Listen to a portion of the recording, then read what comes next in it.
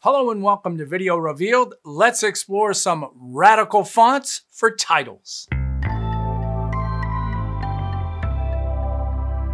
All right, let me show you what I've put together using the essential graphics in Premiere Pro and Adobe Stock Video and Artlist Music.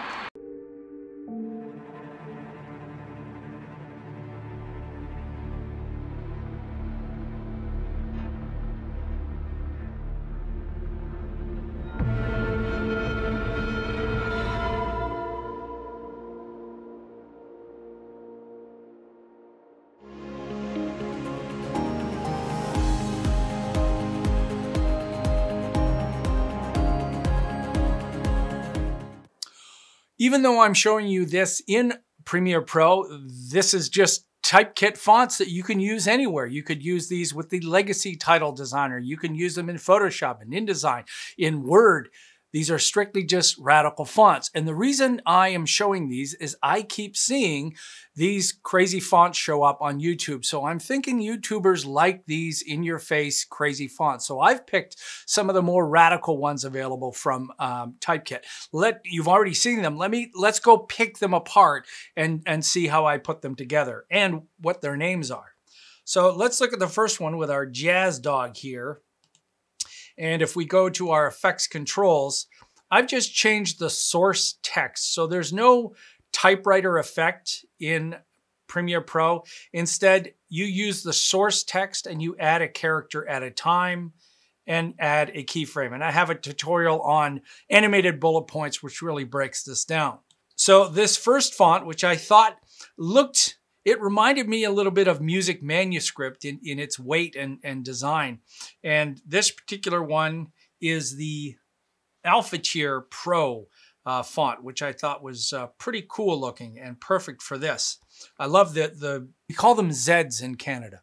I love the Zs or the Zs that have that kind of crazy look. And of course, the G looks like a 3 dropped down, but it's got that cool look to it. Okay, the next one up came out of this trumpet. And the trumpet is just an animated Photoshop file, or it could be a ping file with transparency that I just animated the position properties. And the same with the dog. The type for that is in a mask. So that's the mask right there. And it comes flying out of the mask. And when you don't have that mask selected,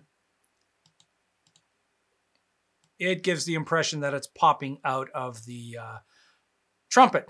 And I positioned it at the point where the dog moved its head. It's not looking at that. I just made it look like it was looking at that.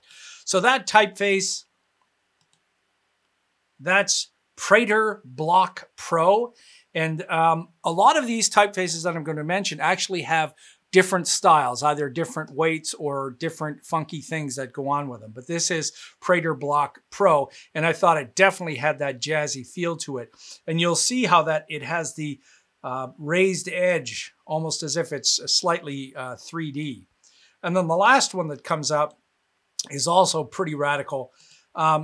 what I did here, this is a great tip for working with things like these shapes, is you animate one shape, and this is just a rectangle changing its path.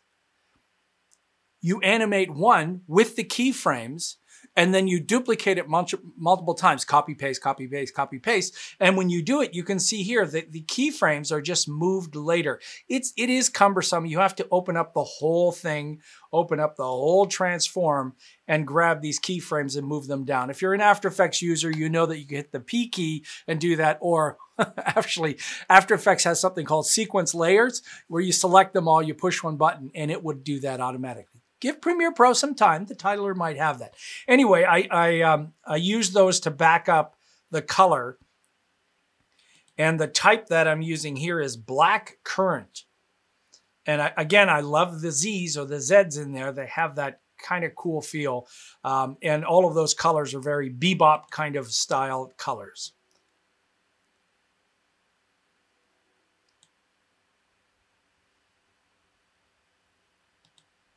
Next up is this Trick or Treat logo, and the typeface is Totally Gothic Open Type, OT, Totally Gothic.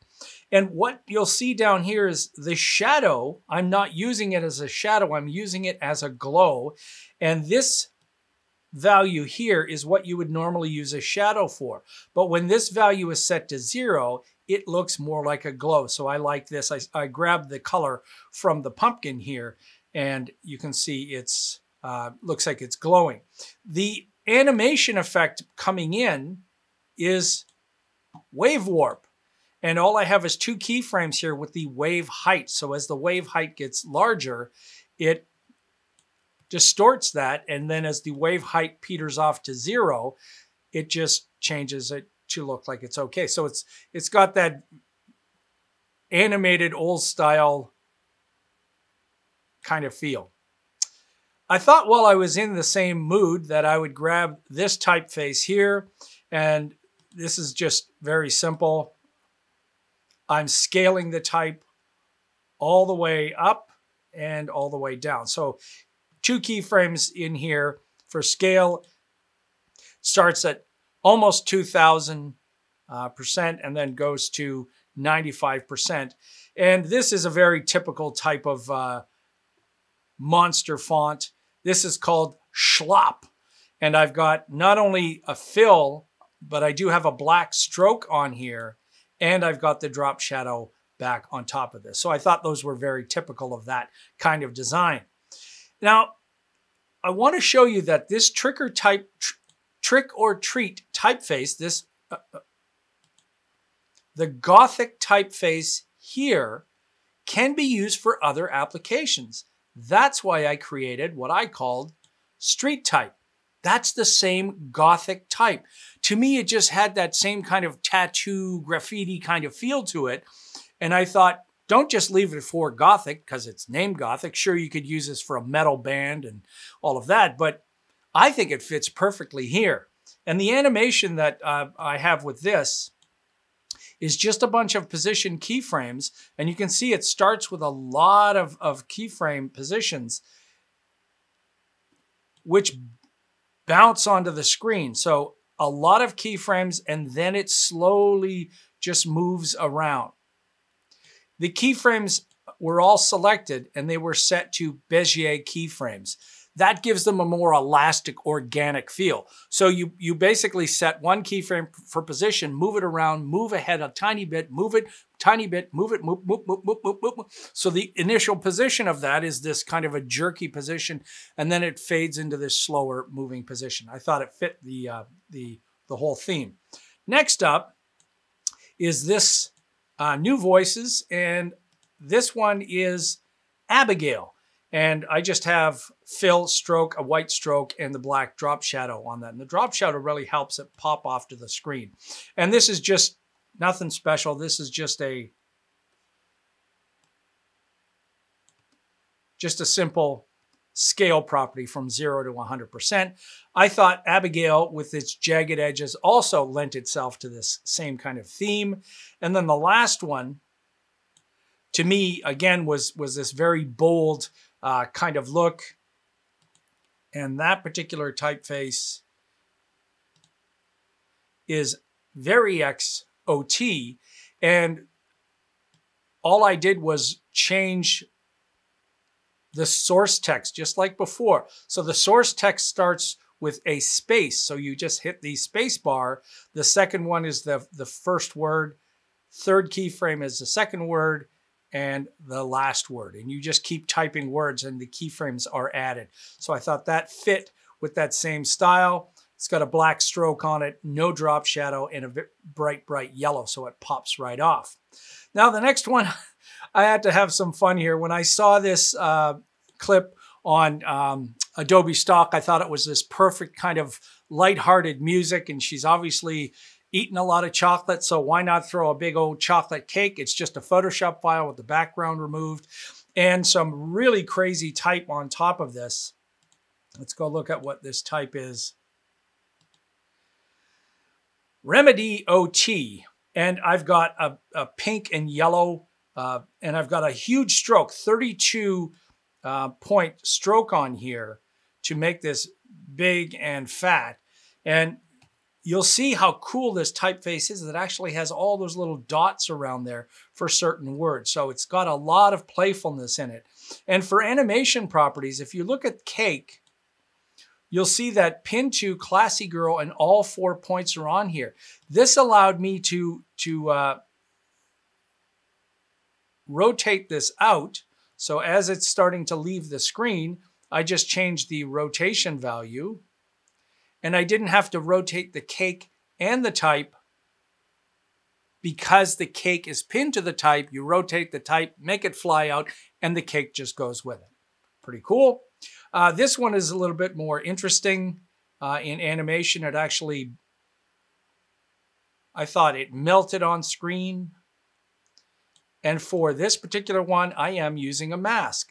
And the mask is just changing its position. The mask starts up at the top. And as it comes down, it reveals the type, Chocolate Rules. It holds there in that position from there to there. It keeps the same position. And then it moves out. And the fact that I created this wiggly shape gives it a little bit of a melty kind of feel. And then the last one is a little bit more complex. The splotch that you see that's going on was drawn by hand in Premiere Pro. There is no way to create something like this in Illustrator and then bring it in. You could do this with another video, but I liked it to scale it. So I actually drew this by hand as a splotch, and then I moved back a few keyframes, and then I just dragged the handles of the path inward.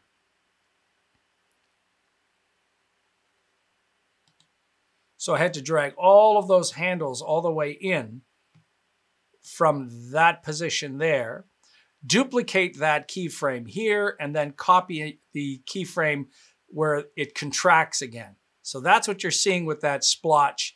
And then the type will come up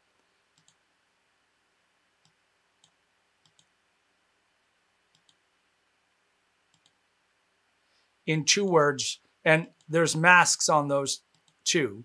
So the mask moves out and reveals those words. Instead of typing the words, this is using a mask. And I thought that was really playful type. And this is Lady Dodo, which I thought was really crazy in here. This is the kind of type that I'm seeing out there that people want. This really crazy in your face. Lady Dodo from Typekit. Pretty crazy. Next up is this gamer look. And this particular typeface is Hydrophilia Iced. And you can see it looks very game-like. And again, I changed the source text so that it would change. Gamers don't die, they respawn. And it looks just like old style 8-bit type, but it's beautifully created type that just looks great. You just type the words and on it goes. For this one, this is isn't really animated on the screen. It just pops on the screen. But I liked the broken quality of this. And this is Bad Neighborhood Crack House. This is by House Foundries. House is radical badass. If you're looking for really cool typefaces through Typekit, just explore all the stuff from House Industries. Crazy. All right, let's look at this one. It's the same word in concert, but this particular one is Backspacer OT. And I'm going to select it and type text me. There's no lowercase, so it just comes out. But now you can see that's typewriter type, perfect for things like text me. Now let's get into my favorite here. When I saw this typeface, I just happened to think of Tim Burton. I mean, look at that letter O curling around in there and just the wiggly quality. And again, I added an effect on here. This time it's turbulent displace, not wave warp. Turbulent displace is a little bit more irregular. The wave warp is for the most part, its default is very perpendicular, but this one is kind of bubbly and there's turbulence going on. It's total Tim Burton.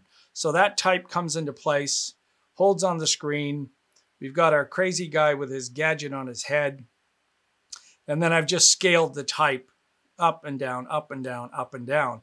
And this particular typeface is Professor Minty. I mean, it looks perfect for this. I actually searched for the word inventor on Adobe Stock video, and this guy came up, so I thought it was perfect. All right. And then the last one was this very bold type that comes up. And why I think this is important, this typeface, is because of the extra little edge on the back end of this. This particular one is Wigwag, very big, very bold. And it almost looks like there's a duplicate of the type that's sitting behind there. But this is just one typeface. Some are fun. And I thought it just fit in there perfectly. All right, so there you go. There's some radical type designs, and these are just some that I found. There's still more out there. There's some crazy stuff. You can search for them through Typekit. So as I mentioned, if you've got a Creative Cloud account, you can use them not only in Premiere Pro, you can use them anywhere. They work in the legacy title designer, but all the animation stuff that I'm showing you only works in the new Essential Graphics Motion Graphics template. All right, if you're new to Video Revealed and you found this informative, please take a moment and subscribe. Would you like to support us some more? You can do that through PayPal. There's a link on the front of the description and on the front of the channel. And we love our PayPal supporters so much. If you want to be notified from us, you have to ring the bell. You have to tell Facebook that you want to be notified when new tutorials come out. We have a new one every single week. All right.